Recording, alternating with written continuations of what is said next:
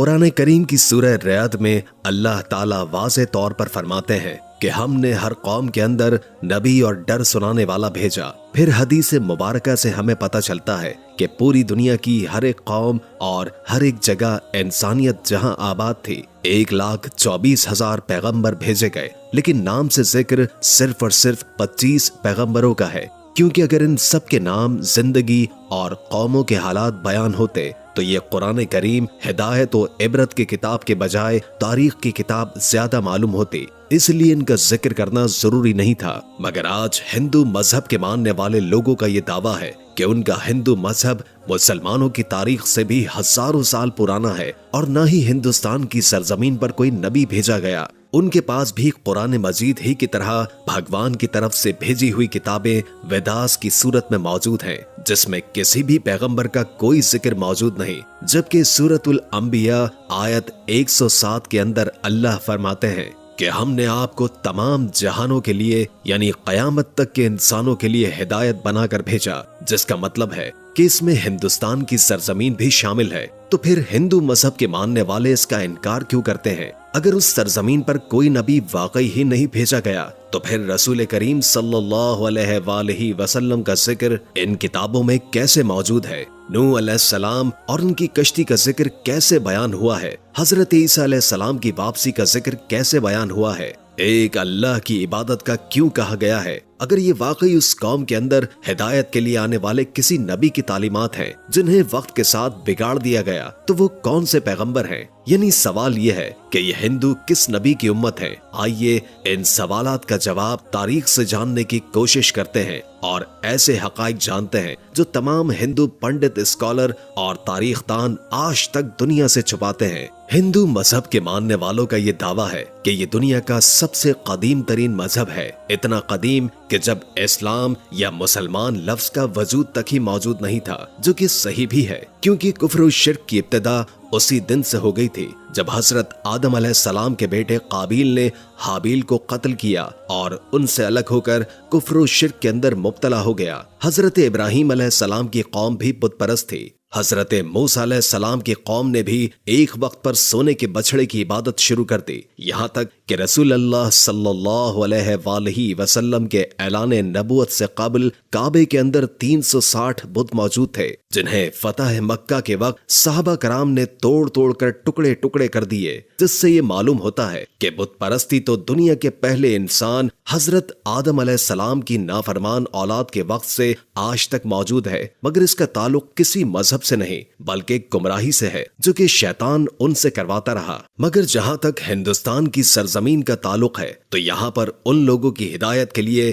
یقیناً کئی پیغمبر بھیجے گئے جن کی کچھ تعلیمات تو آج بھی صحیح حالت میں موجود ہے، مگر زیادہ تر کو بگاڑ کر اسی کی وجہ سے بت پرستی اور گمراہی شروع ہو چکی ہے، کیونکہ ان کتابوں میں آج بھی ایک خدا کی عبادت کا حکم دیا گیا ہے۔ یہ بتایا گیا ہے کہ خدا کا کوئی شریک نہیں، وہ ایک ہے، اس کی کوئی اولاد نہیں، مگر پھر بھی اس کی کئی مورتیاں بنا کر اس کے شریک خدا بنا کر اس کی پوجا ہوتی ہے، اور آج تک ہندو مذہب کے اندر چھوٹے بڑے کئی بلین بت بنائے جا چکے ہیں۔ ہندو اسکالرز کا یہ دعویٰ ہے کہ اسلام کی شروعات آج سے 1400 سال پہلے ہوئی، مگر ہندو مذہب اس سے بھی پہلے دنیا کا پرانا ترین مذہب ہے، اس لیے اسلام کا ہندوستان کی سرزمین سے کوئی تعلق نہیں۔ مگر یہ کم عقل اس بات کو نہیں جانتے کہ دنیا کا پہلا پیغمبر ہی ہندوستان کی سرزمین پر اتارا گیا تھا۔ جی ہاں، حضرت آدم علیہ السلام کو دنیا میں اس وقت ہندوستان کی سرزمین سری لنکا کی ایک پہاڑی پر اتارا گیا تھا، جہاں آج بھی ان کے قدم کا نشان موجود ہے، یعنی اس سرزمین پر پہلا ہی قدم ایک مسلمان اور پیغمبر نے رکھا، جس کا مطلب اسلام کی ابتدا عرب سے نہیں بلکہ ہندوستان سے ہوئی، کیونکہ مسلمان لفظ کا مطلب ہے اپنی خواہشوں کو رب کے حوالے کرنے والا، اس کا حکم ماننے والا انسان۔ حیرت انگیز طور پر لفظ آدم بھی سنسکرت زبان کا لفظ ہے، جو کہ ہندوستان کی سرزمین کی زبان ہے، نہ کہ عرب کی زبان، جس کا سنسکرت میں مطلب ہے پہلا، شروعاتی یا اوریجنل۔ اس لیے آدمی کا مطلب ہے آدم علیہ السلام کی اولاد، جنہیں قدیم سنسکرت کی کتابوں کے اندر سمبھوا منو کہہ کر پکارا گیا ہے۔ اگر ہندو کسی طرح سے ان کے وجود کا انکار کرنے کی کوشش کریں تو ایسا بالکل ناممکن ہے، کیونکہ ان کی مقدس کتاب رگ وید اور ویویش پرانا میں آدم علیہ السلام کی تخلیق، فرشتوں کا انہیں سجدہ کرنا، آدم علیہ السلام سے حضرت حوا علیہ السلام کی تخلیق، شیطان کا ان دونوں کو بہکا کر جنت سے نکلوانا اور پھر زمین پر اتارنے کا ذکر واضح طور پر موجود ہے۔ ویویش پرانا چیپٹر 42:7 کے اندر یہ تمام واقعات بیان ہے، بالکل ایسے ہی جیسے قرآن پاک کی سورہ بقرہ اور انجیل مقدس میں بھی۔ متیس پرانا میں لکھا ہے کہ خدا نے آدم علیہ السلام کے جسم کو 2 حصوں میں تقسیم کیا، ایک کو سمبھوا منو یعنی آدم اور دوسرے کو فیمیل یعنی شتروپاکا بنایا، جنہیں مسلمان حضرت بی بی حوا علیہ السلام کے نام سے جانتے ہیں۔ اس کا مطلب اگر ان تینوں دنیا کی سب سے بڑی نایاب کتابوں کے اندر ایک جیسی چیزیں موجود ہیں تو ان کا سورس بھی ایک ہی ہونا چاہیے، یعنی ایک خدا۔ سری لنکا کی سرزمین سے ہندوستان کی سرزمین کو جوڑنے کے لیے قدیم ترین قدرتی پل آج بھی ہزاروں سالوں سے پانی کے درمیان موجود ہے، جس کا بنانا کوئی اتفاق نہیں ہے۔ سو اس کے بعد سب سے اہم سوال یہ ہے کہ اس ہندو سرزمین پر جس پیغمبر کو بھیجا گیا ہوگا، کیا اس کے بارے میں ہمیں تاریخ میں کوئی شواہد یا ثبوت ملتے ہیں؟ سب سے پہلی بات یہ ہے کہ ہندو نام کا کوئی مذہب تاریخ کے اندر کہیں پر موجود ہی نہیں ہے، اور نہ ہی ہندو مذہبی کتابوں میں، اور نہ ہی کوئی اور آسمانی کتاب مثلا تورات، زبور، انجیل کے اندر اس کا کوئی ذکر موجود ہے۔ بلکہ دریائے سندھ کے پاس رہنے والے، سندھو ندی کے قریب رہنے والے لوگ اپنے علاقے کی نسبت کی وجہ سے نام کو بگاڑ کر ہندو کہلائے جانے لگے، جبکہ اصل میں ان کا یہ مذہب سنسکرت زبان کے اندر ہندو نام سے نہیں، سناتن دھرم کے نام سے تاریخ میں موجود ہے، جس کا عربی میں مطلب ہے مذہب پر قائم رہنے والا، جس کا بالکل ایسا ہی مطلب قرآن کریم کی سورہ روم کے اندر بھی موجود ہے، جہاں پر اسلام کو ہمیشہ باقی رہنے والا دین کہا گیا ہے، یعنی سناتن دھرم کا مطلب بھی مذہب اسلام ہے۔ تاریخ کے حوالوں اور مضبوط دلائل سے یہ پتہ چلتا ہے کہ یہ وید کسی اور پیغمبر پر نہیں بلکہ آدم ثانی یعنی حضرت نوح علیہ السلام پر اتارے گئے، جس میں انہیں نوح کہا گیا ہے۔ ویدوں میں پیغمبر اور عظیم شخصیات کے لیے منو کا لفظ کہا گیا ہے، یعنی نوح علیہ السلام کو بڑے سیلاب والا منو کہہ کر بیان کیا گیا ہے، اور ان کی کشتی سے لے کر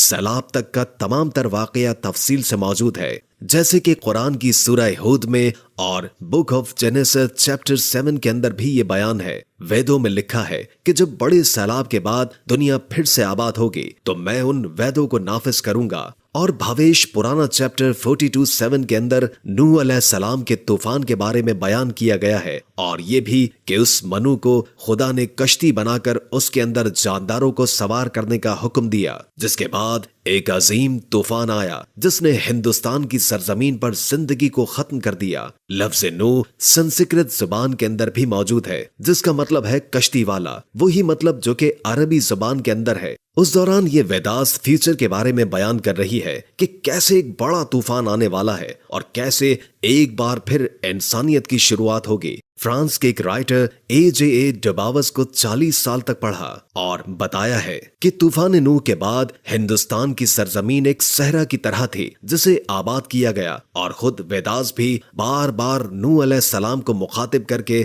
ان کے واقعات کو بیان کر رہی ہے، جس کا مطلب ہے کہ ہندوستان کی سرزمین اور نوح علیہ السلام کے درمیان ایک تعلق موجود ہے، اور طوفان نوح کے بعد جن ویداس کو نافذ کرنے کا بیان کیا گیا تھا وہ حضرت نوح علیہ السلام کی تعلیمات تھی، جو اس طوفان کے بعد ہندو سرزمین پر ان کے ایک بیٹے کی نسل سے آگے پھیلنا شروع ہوئی۔ اس کے بعد اس قوم نے گمراہ ہو کر بت پرستی کرنا شروع کر دی، کیونکہ تاریخ کے حوالوں سے ہمیں یہ پتہ چلتا ہے کہ نوح علیہ السلام کی قوم کے جیسے دیوی دیوتاؤں کی پوجا کرنے کا تصور دنیا میں کہیں اور موجود نہیں تھا۔ قرآن کریم میں نوح علیہ السلام کی قوم کو سابی کہا گیا ہے، जो कि इराक की सरजमीन को कहते हैं, जहां पर सिर्फ हजरत इब्राहिम अलैहिस्सलाम पैदा हुए, जिनकी कौम यही मुशरिक थी, जिन्होंने नूह अलैहिस्सलाम और उनके दरमियान आने वाले तमाम अंबिया की तालीमात को या तो बदल दिया था या फिर भुला दिया था और उन्हीं की पूजा करती थी। इसके अलावा ये फरिश्तों की इबादत किया करते थे, इसलिए खुदा के साथ साथ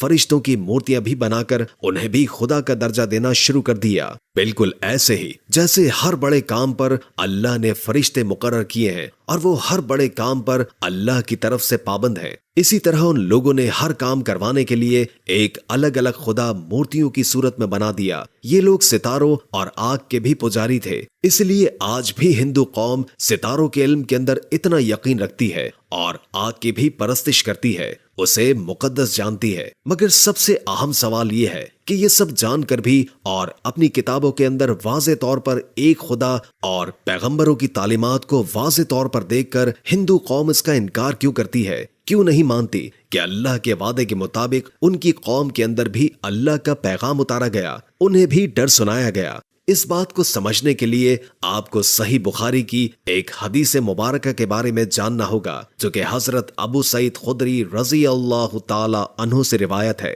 कि रसूल करीम सल्लल्लाहु अलैहि वसल्लम ने फरमाया कि क़यामत के दिन हजरत नूह अलैहिस्सलाम और उनकी कौम को बुलाया जाएगा और अल्लाह ताला नूह अलैहिस्सलाम से ये सवाल करेंगे कि क्या आपने अपनी कौम तक मेरा पैगाम पहुंचा दिया था? हजरत नूह अलैहिस्सलाम फरमाएंगे कि बेशक मेरे मालिक। इसके बाद नूह अलैहिस्सलाम की कौम से पूछा जाएगा कि क्या नूह ने मेरा हुक्म तुम तक पहुंचा दिया था? ये लोग इनकार करेंगे, नहीं, हमारे पास कोई भी डर सुनाने वाला नहीं आया, हमें आपका कोई पैगाम नहीं मिला। अल्लाह ताला नूह अलैहिस्सलाम से फरमाएंगे कि आपका गवाह कौन है? वो फरमाएंगे कि हजरत मोहम्मद मुस्तफ़ा सल्लल्लाहु अलैहि वसल्लम और उनकी उम्मत। फिर तुम लोगों को पेश किया जाएगा और तुम लोग गवाही देना कि नूह अलैहिस्सलाम ने अपना पैगाम या अल्लाह का पैगाम पहुंचा दिया था। जिसके बाद नबी करीम सल्लल्लाहु अलैहि वसल्लम ने सूरह बकरा की आयत 143 पढ़ी और इसी तरह से हमने तुम्हें उम्मत वस्त बनाया, यानी दरमियानी उम्मत बना दिया, ताकि तुम लोगों पर गवाह रहो और रसूल तुम पर गवाह रहे। जिससे ये साबित हुआ कि हिंदू कौम कभी अपने नबी नूह अलैहिस्सलाम की तालीमात या किसी और पैगंबर को तस्लीम नहीं करेंगे और हिंदुस्तान की सरजमीन का असल मजहब इस्लाम ही है, जो कि बिगाड़ की वजह से अपनी असल शक्ल खो चुका है। आज ये हमारी जिम्मेदारी है कि हम उन लोगों तक अल्लाह का पैगाम सही हालत में पहुंचाते, क्योंकि हमारे रसूल सल्लल्लाहु अलैहि वसल्लम को तमाम जहानों के लिए रहमत बनाकर और डर सुनाने वाला बनाकर भेजा गया। अब कयामत तक चूंकि किसी रसूल और पैगंबर ने नहीं आना, इसलिए ये काम उम्मत मुस्लिमा के जिम्मे है, जिससे कयामत के रोज इस बारे में सवाल किया जाएगा। डॉक्टर जाकिर नाइक जैसे लोगों ने मौजूदा दौर के अंदर इसकी बहुत कोशिश की और काफी हद तक अपनी तहकीक से लोगों को अल्लाह के इज़्न से मुसलमान किया, उन्हें लॉजिकल तौर पर हकीकत पहुंचाने में कामयाब रहे। मगर अफसोस हमारे मुल्क पाकिस्तान में फिरका वारियत से भरा दीन इस अंदाज में मौजूद है, जो कि हम पूरी दुनिया में तबलीग के तौर पर पेश करने के काबिल नहीं है, क्योंकि आज का मुसलमान तहकीक के मामले में और इल्मी मैदान में दुनिया से बहुत पीछे रह चुका है। अल्लाह ताला हमें समझने की और अमल पैरा रहने की तौफीक अता फरमाए। आमीन सुम्मा आमीन। दोस्तों, हम उम्मीद करते हैं कि आपको हमारी आज की ये वीडियो जरूर पसंद आई होगी। अगर वीडियो अच्छी लगी हो तो लाइक करके हमारे चैनल को सब्सक्राइब कर दीजिए और कमेंट करके अपनी आरा से भी आगाह कीजिए और बेल आइकॉन को क्लिक कर दें, ताकि हमारी नई आने वाली वीडियोस का आपको पता चलता रहे। अगर जिंदगी रही तो एक और वीडियो के साथ इंशाअल्लाह हाजिर होंगे। अभी हमें इजाजत दीजिए। अल्लाह हाफिज।